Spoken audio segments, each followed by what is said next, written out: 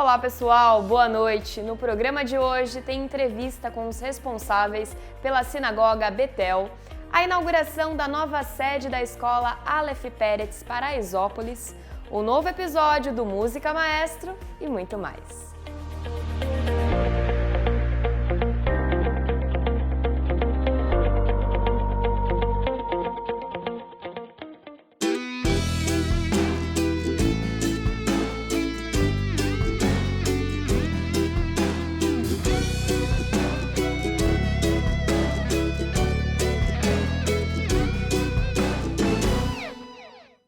Bem-vindos ao programa Há Mais Tempo no Ar na televisão brasileira. No oferecimento do Hospital Albert Einstein, vamos direto aos comentários da semana com ele, Rony Gottschalk. Rony, é com você.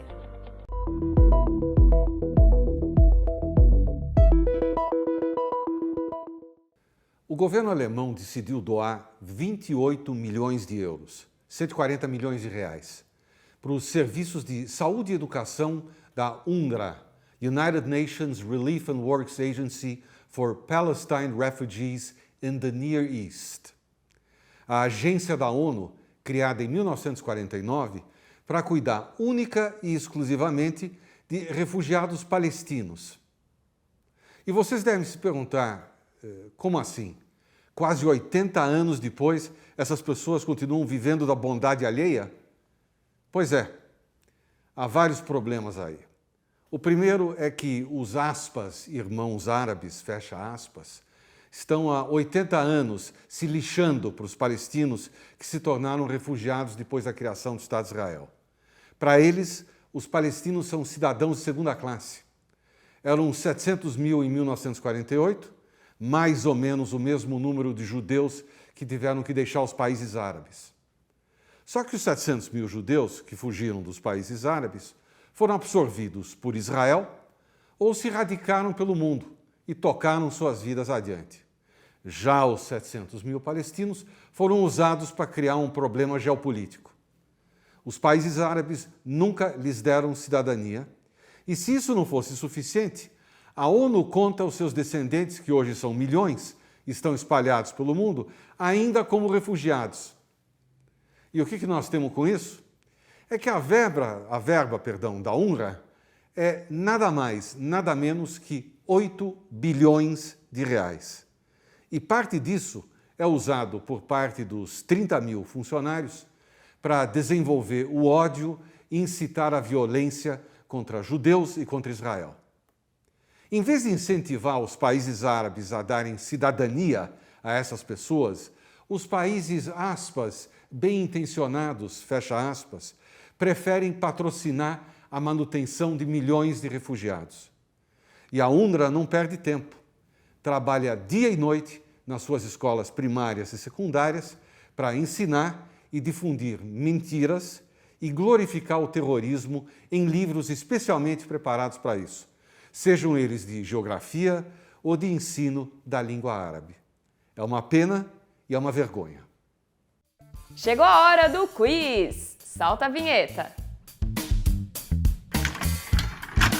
Qual o nome do lendário técnico de futebol judeu húngaro, considerado um dos melhores treinadores de todos os tempos? A. Ferenc Puskás, B. Carlo Ancelotti, C. Bela Gutmann, D. Johan Cruyff. As 5 primeiras respostas corretas no nosso Instagram levam para casa o super livro Senhor Mosaico. A gente vai para um rápido intervalo e voltamos logo mais. Estamos nas ruas de São Paulo e vamos parar algumas pessoas para provar os nossos sonhos. Vem comigo! Tá preparada para provar o melhor sonho da sua vida? Tô.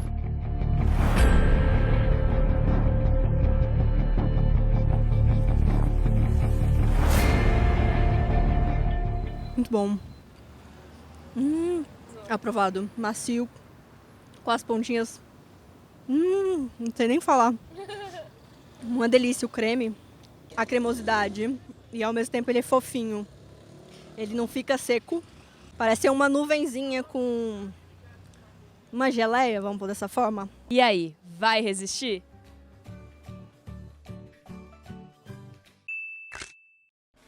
Com a Tribuna Judaica, você se mantém sempre informado sobre todos os acontecimentos da nossa comunidade no Brasil e no mundo.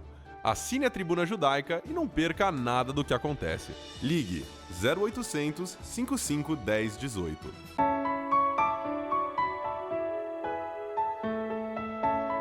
A Hevra Kadisha se preocupa em atender a comunidade hoje e deixá-la tranquila daqui para frente. Assim, todas as obras e trabalhos de manutenção têm um olho no presente e outro no futuro. Em outras palavras, Ledor Vador. E o resultado é visível. Nossos cemitérios estão entre os mais bem cuidados do mundo. Hevra Kadisha, mantendo acesa a chama da comunidade. Veja agora a entrevista com o presidente da Beitel, Sérgio Napchan, e o seu rabino Uri Lam. Pode rodar. Amigos do Mosaico, vocês que assistem o programa até o final devem certamente se lembrar que a última coisa que nós falamos é o horário de acendimento das velas do próximo Shabat e que a nossa sugestão é que vocês venham ao Betel. Hoje nós decidimos nós virmos ao Betel para conversar com o rabino da sinagoga, Uri Lam, e com o presidente, o Sérgio Napchan, que acumula junto com esta função umas outras 10 dentro da comunidade. Gente, muito obrigado por arrumar um minuto para conversar conosco. Rabino Uri, como é que você qualifica o Betel? Além de estar aberto, vamos dizer, a todas as tendências, é a sua casa. Como é que você faz ela ser a casa de todas as outras, de todos os nossos outros patrícios? Olha, primeiro, muito obrigado por estar na nossa casa, por fazer parte também da nossa casa. Conheço o Mosaico desde a época dos meus avós, desde o tempo que chamávamos o Mosaico de Hora Yiddish. Então, o Mosaico faz parte da minha formação como judeu. Então, eu agradeço muito por fazer parte desse momento também. E o trabalho principal que a gente faz aqui na Betel, para que as pessoas se sintam em casa, é irmos em direção à pessoa, é criar vínculos. Eu tenho trabalhado muito essa questão. A gente fala dos movimentos religiosos, e pode fazer isso, não pode fazer aquilo. Aqui a gente fala, nós queremos nos vincular afetivamente às pessoas. E é essa relação que tem sido desenvolvida que tem trazido as pessoas para Betel.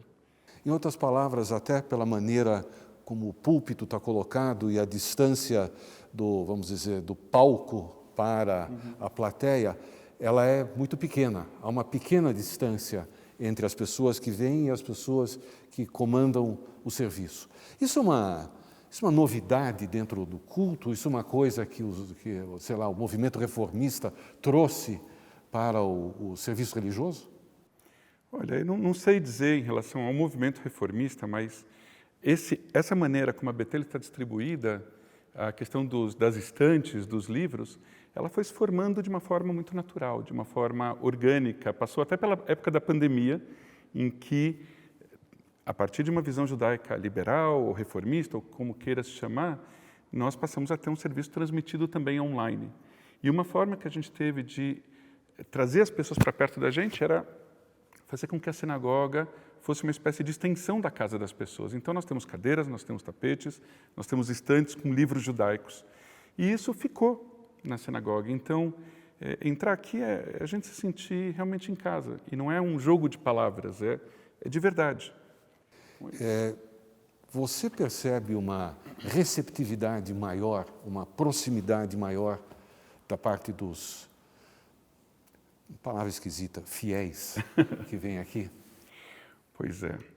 Fiel, eu penso na Fiel, agora eu vou falar para o Ricardo Berkenstadt, né? Na Fiel, do Corinthians, né? Sei. Mas, então agora já perceberam de onde que o rabino, para quem que o rabino torce, mas brincadeiras à parte, eu sinto das pessoas que vêm, a gente pode chamar de pessoas, né? São pessoas com as suas questões, com as suas famílias. No momento que elas percebem que a gente recebe as pessoas na entrada, entregamos um sidur, damos um sorriso, conversamos, perguntamos da família, de uma forma verdadeira, a gente percebe sim uma diferença. Quando as pessoas começam a frequentar a Betel com mais regularidade, começam a formar amigos, elas começam a olhar para nós da equipe litúrgica, né? Ou seja, não só a mim, mas o Márcio, o Dani, a Sabrina, quase como parte da família. Então, eu já tive uma situação em que eu estava um pouco rouco e levantou uma pessoa e falou assim, Rabino, pega um pedaço de maçã, vai te limpar a garganta. E eu achei isso tão bonito, porque significa, é o nosso shiur, é a nossa sinagoga. Claro. Eu não estou fazendo uma cena, eu estou rezando junto com as pessoas, nos importamos com elas e elas se importam com a gente. E isso é algo que a gente tem construído aqui. Finalmente, eu queria fazer uma pergunta que eu realmente não tenho muita ideia a respeito, mas as pessoas que vêm para o serviço religioso, em grande parte, vêm depois ou num outro dia conversar com o rabino sobre seus problemas pessoais, ou isso acaba não transpirando? Isso acontece.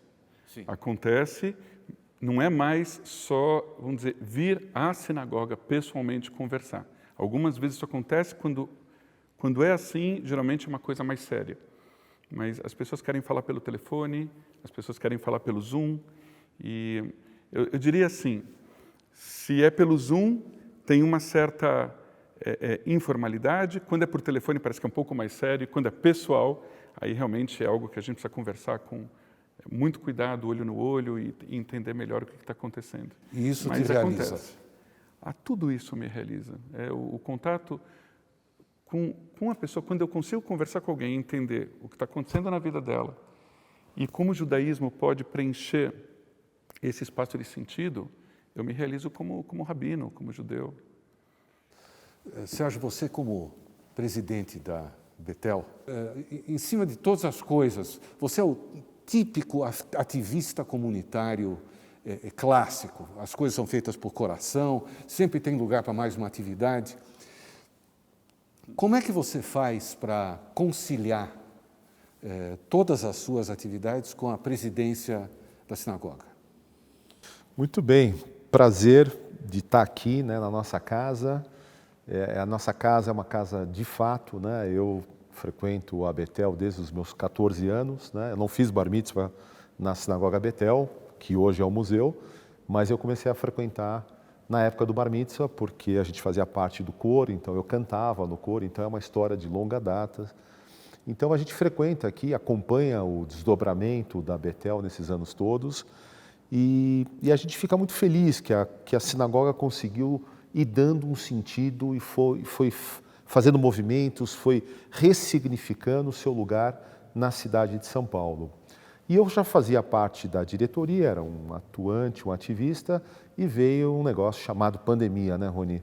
E a pandemia nos surpreendeu muito e nós ficamos muito assustados com qual seria o caminho da Betel nesse momento diante da situação de pandemia. Ninguém sabia muito bem. Depois de um ano, eu recebi esse convite e aí meu coração falou mais alto, porque a sensação que nós tínhamos na época, né, o Uri estava aqui, é que estava muito difícil e que a sinagoga corria um risco muito grande nos seus 90 anos de existência de ter eventualmente um fim. Né? Chegamos a pensar, será que não será o fim da Betel? Né? Não é simples manter uma sinagoga. E toda essa atmosfera, junto com os demais integrantes do Conselho e da Betel, me mobilizou essa chama, essa história. Sinagoga é um lugar de memórias, né? A gente tem memórias, a gente tem vínculos afetivos, né? A gente lembra dos nossos pais, dos nossos avós, de momentos importantes que passamos na sinagoga, e nesse sentido eu aceitei esse desafio e foi muito bacana, porque junto com todos os demais, com a equipe, a liderança do Uri, a gente está num momento muito especial da sinagoga da Betel, né? A gente está entrando aí nós vamos celebrar 92 anos e nós estamos numa curva crescente, né? num movimento muito bonito de ver essa sinagoga prosperando em todas as dimensões. Bom, como vocês podem perceber, a sugestão do Mosaico para vocês virem aqui para um Kabbalat Shabbat não é uma coisa assim de graça. Vale a pena, o coração é muito grande, a recepção é excepcional.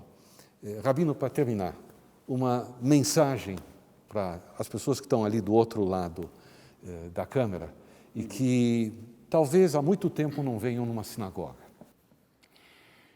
Bom, você que é parte da nossa comunidade, você tem filhos, filhas, netos, netas, você tem pessoas na sua família que se casaram com pessoas judias e também que se casaram com pessoas não judias e que querem se sentir bem-vindos, todos, em uma sinagoga, como parte da sua casa, venham conhecer a Betel, não só o Kabbalat Shabbat, nós temos hoje um coral muito bonito, coral voluntário, nós temos um momento fantástico de Kiddush aqui na nossa sinagoga, construído pela própria comunidade, em que as pessoas trazem e contribuem com o Kiddush.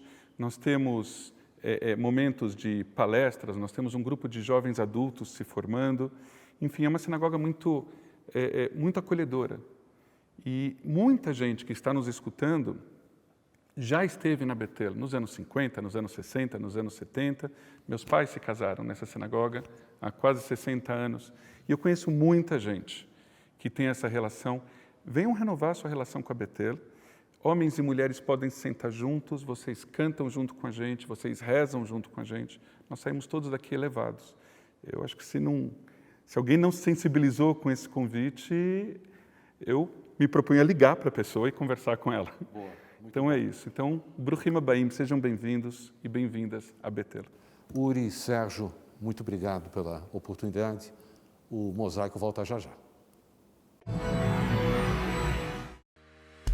Viajar é uma arte que te enriquece em histórias, cultura, sentimentos e experiências.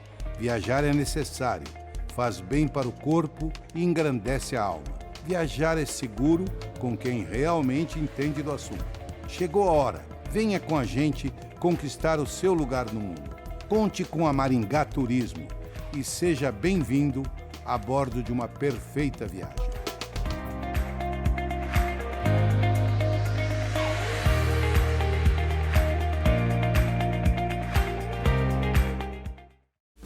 Anuncie na revista mais lida da comunidade. Revista A Hebraica. Ligue 3815-9159.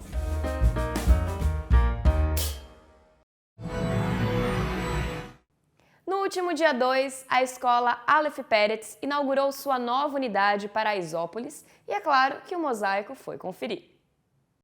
A comunidade judaica dando mais um exemplo de cidadania e educação. Hoje estamos aqui logo pela manhã acompanhando a inauguração do colégio Aleph Peretz, unidade Paraisópolis, dando oportunidade aos jovens aqui da cidade de São Paulo. Você acompanha tudo isso agora comigo no Mosaico? Vem comigo, bora!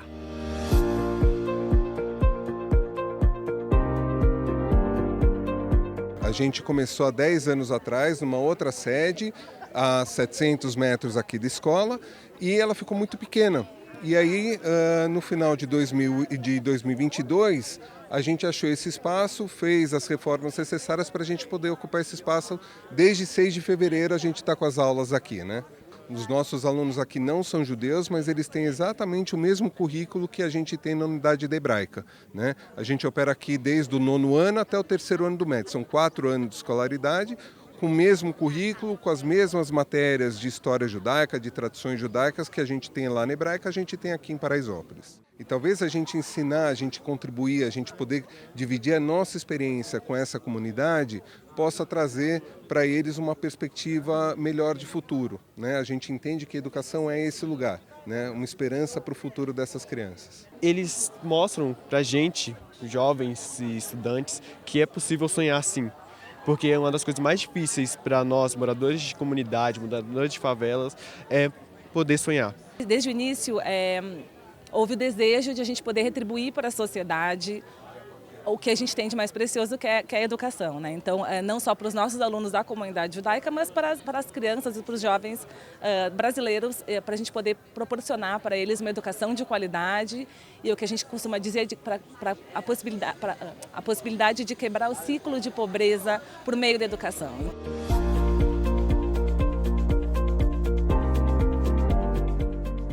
Como é que você conheceu o colégio? Como é que você veio parar para estudar aqui?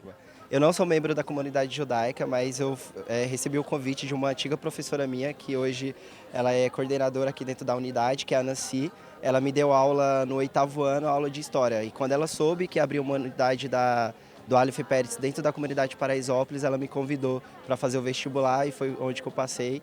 E aí durante os 3 anos eu tive aula de cultura judaica e foi onde que eu me apaixonei também pela cultura. É muito legal, porque tem gente que fica aqui até depois das aulas para jogar vôlei ou então fazer as lições de casa aqui. Você sonha em ser o quê? Meu sonho é ser atriz. Atriz, que beleza, olha lá, no Mosaico, já dá para você estrear as suas performances. Meu sonho é ser atriz. Leva jeito, parabéns, boa sorte. Obrigado, viu? Com a nossa futura atriz, a gente volta pro estúdio, inauguração do Colégio Aleph Peretz, Unidade Paraisópolis, certo? O violoncelista Roberto Ring vai trazer mais sobre o lado judaico da música em um novo episódio do quadro Música Maestro. Olha só.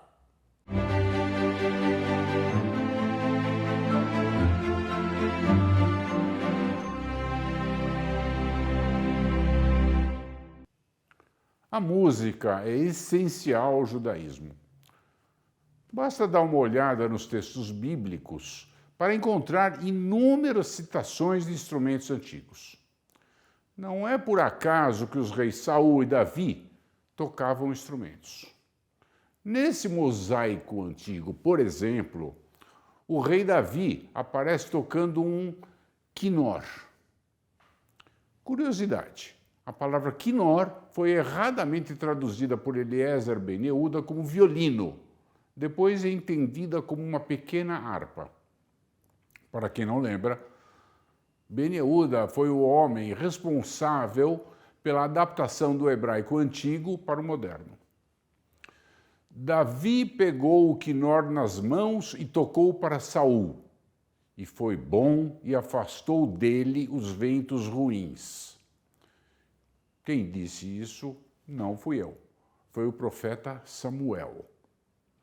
Além do quinor, naquela época existiram muitos outros instrumentos musicais, como o tof, o shofar, por exemplo. Lamentavelmente, não sabemos como era a sonoridade exata desses instrumentos, porque naquela época não havia notação musical e foram perdidas todas as gravações que o rei Davi fez em LPs, em CDs, em arquivos MP3, ninguém achou mais. Depois da invenção da escrita musical moderna, o mais famoso compositor e violinista judeu da época foi Salomone Rossi, que viveu no século XVI em Mantova, na Itália. Ele tinha tanto prestígio que era permitido a ele andar pela cidade sem a estrela de Davi pregada no peito, depois usada pelos nazistas.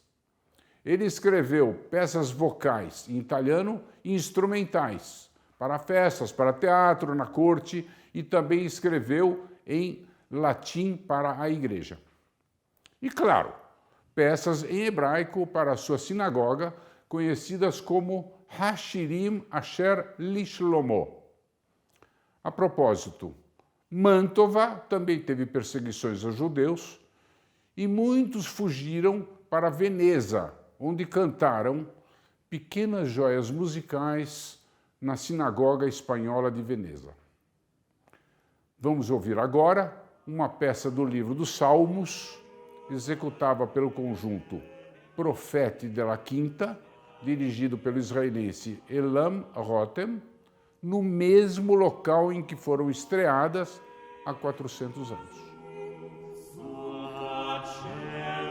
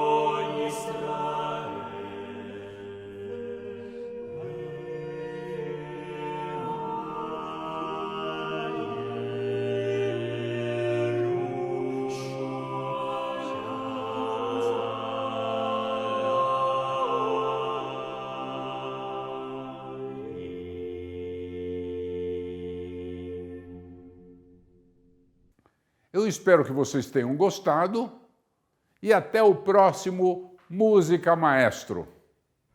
Chegou a hora de descobrir a resposta do quiz. A alternativa correta é a opção C. Béla Gutmann nasceu na Hungria em 1899. Foi um sobrevivente do Holocausto que fez sucesso como treinador em vários clubes, inclusive no São Paulo Futebol Clube. Em 2019, foi escolhido pela France Football como um dos 50 maiores treinadores da história do futebol. A nossa produção vai entrar em contato com os 5 primeiros que nos enviaram a resposta correta via inbox. Gutmann é considerado um dos 50 maiores técnicos de futebol de todos os tempos. E entre seus sucessos, destacamos 2 conquistas da taça da Liga dos Campeões da Europa dirigindo o Benfica. Entre os times que dirigiu, vale a pena lembrar do São Paulo, que foi campeão paulista em 1957. Seu agressivo 4-2-4 foi adotado no ano seguinte por Vicente Feola, técnico da seleção brasileira que ganhou o nosso primeiro campeonato mundial. Na próxima sexta, acenda as velas às 17h28. O Kabbalat Shabbat da Betel, Rua Caçapava 105, acontece de forma virtual e também presencial mediante a inscrição. Cuidem-se, até o próximo programa. Shalom, Mosaico!